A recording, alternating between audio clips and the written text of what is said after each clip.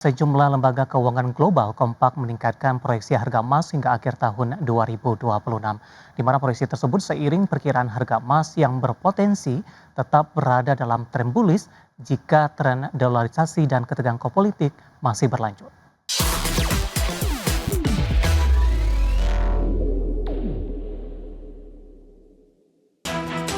Bank Investasi Global JP Morgan menaikkan proyeksi harga emas jangka panjang sebesar 15% menjadi $4.500 per troy ounce. Namun proyeksi harga emas pada akhir 2026 tetap dipertahankan di level $6.300. JP Morgan menyebut peningkatan pembelian emas oleh Bank Sentral, pengumuman investasi aset Treasury Amerika Serikat, serta pergeseran basis pendapatan sejumlah negara dari dolar ke renminbi China menjadi faktor utama revisi tersebut. Jumlah lembaga keuangan global juga merevisi naik proyeksi harga emas. UBS menaikkan target harga menjadi $6.200 untuk periode Maret hingga September 2026.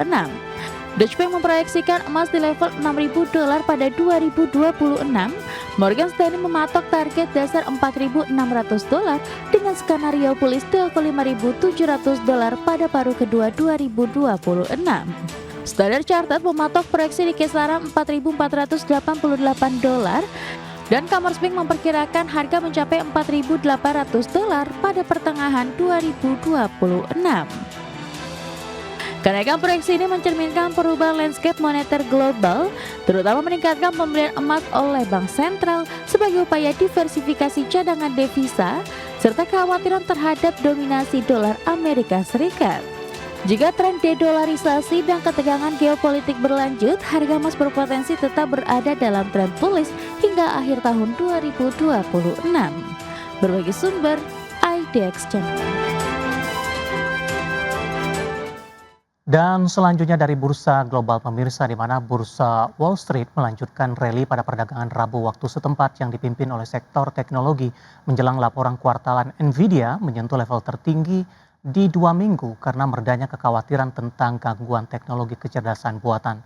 Ketiga indeks saham utama Wall Street menghijau dengan indeks Nasdaq mencatat kenaikan persentase terbesar. Di perdagangan Rabu, indeks Dow Jones Industrial Average naik di 0,63% ke level 49.482.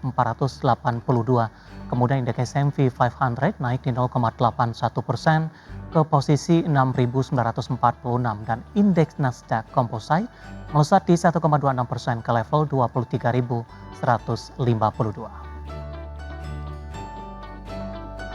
Kita beralih ke update dari bursa Eropa. Sementara itu bursa ekuitas Eropa berakhir di level tertinggi di sepanjang masa. Didorong penguatan sektor keuangan setelah HSBC menaikkan target utama pinjamannya. Sementara di sisi lain, sentimen pendukung datang dari mulai meredanya kekhawatiran terkait dengan model kecerdasan buatan terbaru akan mengganggu bisnis.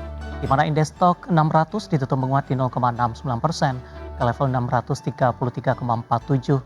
Indeks DAX Jerman menguat di 0,76% ke level 25.175 dan indeks FTSE 100 dari Inggris melonjak di 1,18% ke posisi 10.806.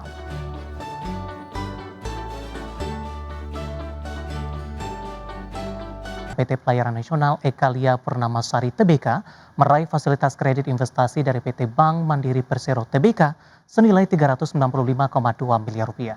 Fasilitas kredit investasi tersebut akan digunakan untuk pengadaan sejumlah kapal baru. Emiten transportasi laut PT Pelayaran Nasional Ekalia Purnamasari Tbk meraih fasilitas kredit investasi dari PT Bank Mandiri Persero Tbk.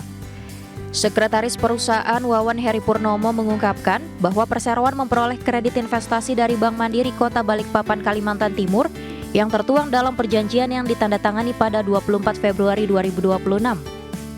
Fasilitas kredit itu mencakup kredit investasi 9 sebesar Rp280 miliar dan kredit investasi 10 sebesar Rp115,2 miliar.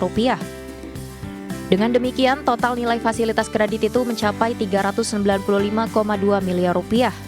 Lebih rinci, fasilitas kredit investasi 9 digunakan untuk pengadaan 6 unit kapal yang terdiri atas offshore support vessel, harbor tug, crew boat, dan pilot boat.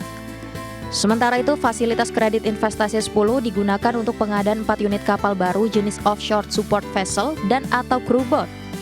Sejalan dengan pengikatan fasilitas kredit, perseroan akan mengalami peningkatan liabilitas sehubungan dengan kewajiban pembayaran pokok dan bunganya. Dengan demikian, manajemen memastikan terdapat kepastian pembayaran liabilitas dengan kemampuan pembayaran positif karena kontrak jangka panjang selama 18 tahun. Manajemen meyakini adanya kepastian dan peningkatan revenue memberikan kepastian going concern dan memperkuat posisi perseroan di bidang offshore support vessel. Berbagai sumber IDX Channel.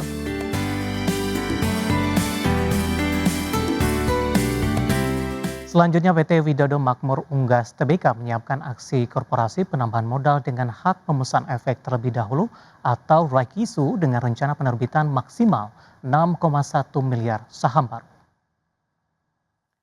Penerbitan saham baru berasal dari portefel dengan nilai nominal Rp50 per saham, di mana seluruh saham baru tersebut rencananya akan dicatatkan di Bursa Efek Indonesia sesuai dengan peraturan perundang-undangan yang berlaku.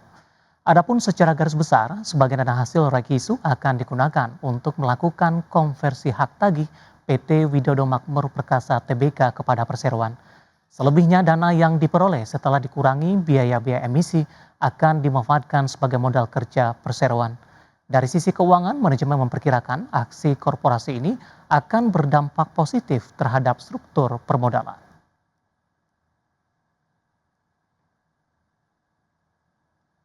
Dalam pidato kenegaraan di hadapan Kongres, Presiden Amerika Serikat Donald Trump secara singkat menguraikan alasan untuk kemungkinan serangan terhadap Iran.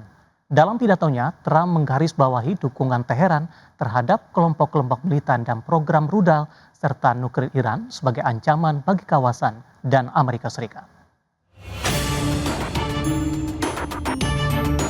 Presiden Amerika Serikat Donald Trump secara singkat menguraikan alasannya untuk kemungkinan serangan terhadap Iran dalam pidato kenegaraannya kepada Kongres pada Selasa 24 Februari 2026. Trump mengatakan ia tidak akan membiarkan Iran memiliki senjata nuklir. Trump hanya sedikit menjelaskan kepada publik Amerika mengapa ia mungkin memimpin Amerika Serikat ke dalam tindakan paling agresifnya terhadap Iran sejak revolusi tahun 1979. Dalam pidatonya, Trump menunjuk pada dukungan Teheran terhadap kelompok-kelompok militan dan program rudal serta nuklir negara itu sebagai ancaman bagi kawasan dan Amerika Serikat. President, I will make peace wherever I can, but I will never hesitate to confront threats to America wherever we must. That's why in a breakthrough operation last June, the United States military obliterated Iran's nuclear weapons program with an attack on Iranian soil known as Operation Midnight Hammer.